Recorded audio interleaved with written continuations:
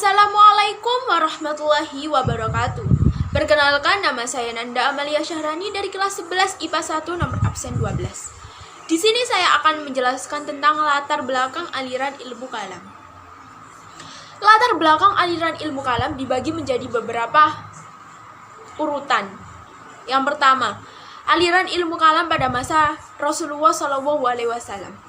Pada masa Rasulullah SAW, umat Islam terpecah belah. Tidak ada kelompok atau firqah. Setiap persoalan atau permasalahan langsung ditanyakan kepada Nabi SAW. Yang kedua, aliran ilmu kalam setelah Rasulullah SAW wafat. Setelah Rasulullah SAW wafat, muncul beberapa perselisihan siapa yang berhak mengganti Nabi SAW dan mengadakan musyawarah antara lain kaum Ansar yang dipimpin oleh Sa'ad bin Ubadah dan kaum Muhajirin yang dipimpin oleh Abu Bakar dan Umar. Kaum Ansar dan Muhajirin termasuk ke dalam Safiqah Bani Sa'idah. Oke, yang ketiga yakni pada masa Khulafaur Rasyidin. Pada masa Khulafaur Rasyidin terbagi menjadi 4 khalifah. Khalifah yang pertama yaitu Khalifah Abu Bakar As-Siddiq. Pada masa Khalifah Abu Bakar As-Siddiq tersebut umat Islam masih dijaga.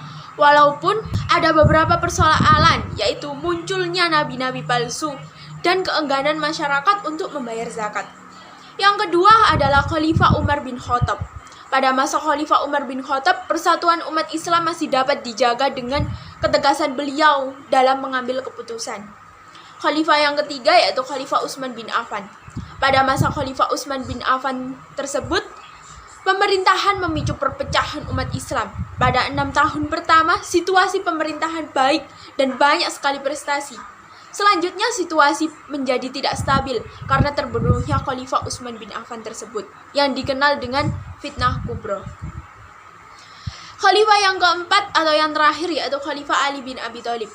Pada Khalifah Ali bin Abi Thalib terjadi perpecahan umat Islam, yaitu yang disebut dengan Perang Jamal dan Perang Siffin. Yang keempat, pada masa Bani Umayyah. Pada masa Bani Umayyah terjadi kedaulatan Islam yang kuat tanpa perdebatan akidah menajam, memasuki perkembangan pemikiran kalam dan membahas masalah qadar dan isti'ah yang sebelumnya tidak disentuh. Contoh pada masa Bani Umayyah yaitu banyak umat Islam apatis. Apa yang dimaksud apatis? Yaitu beranggapan semua yang terjadi sudah suratan takdir. Yang kedua, reaksi terhadap pemikiran Jabariyah dan muncul aliran Qadariyah oleh Ma'ban al-Juwaini. Yang ketiga, Hasan al-Basri, pelaku dosa besar, fasik tapi tidak keluar mukmin.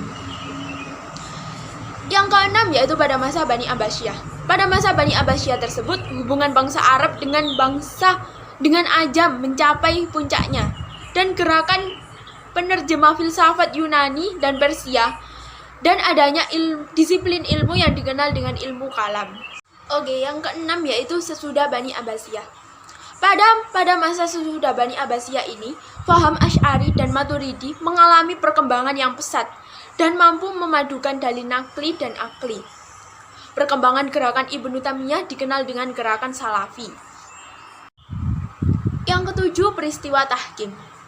Peristiwa tahkim merupakan peristiwa perundingan antara Ali bin Abi Thalib dan pihak Muawiyah bin Abu Sufyan di Damatus Jandal setelah peristiwa Perang Siffin tersebut pada bulan Safar 37 Hijriah atau 657 Masehi.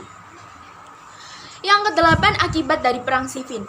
Akibat dari Perang Siffin tersebut, umat Islam terpecah menjadi 3 faksi.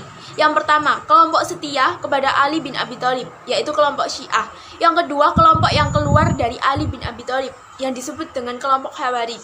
Yang ketiga, kelompok yang mendukung Muawiyah, yang disebut dengan kelompok Muawiyah. Awalnya perdebatan politik, kemudian ke tanah akidah. Khawarij mengkafirkan Ali, Muawiyah, dan Amr.